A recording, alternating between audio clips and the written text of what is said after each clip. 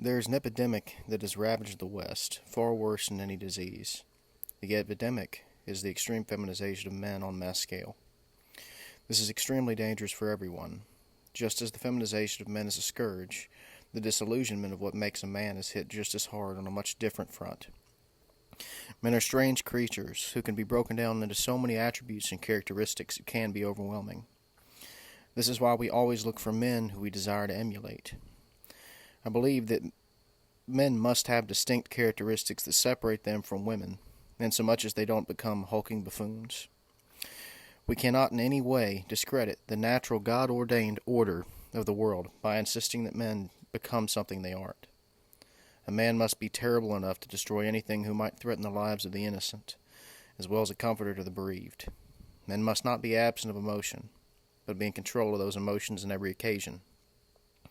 Men must relearn how to build a house, as well as write a sonnet on the love of a beautiful woman. We have lost our ability to both create and destroy.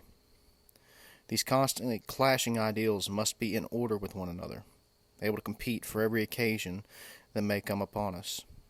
Would you be a quiet shoulder to a person in need?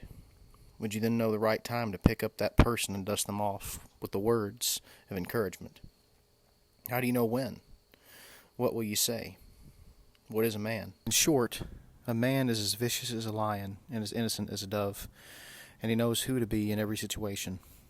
We have a perfect emulation of this in the God-man Jesus, who suffered the little ones to come to him, then flipped tables of merchandise in his Father's house.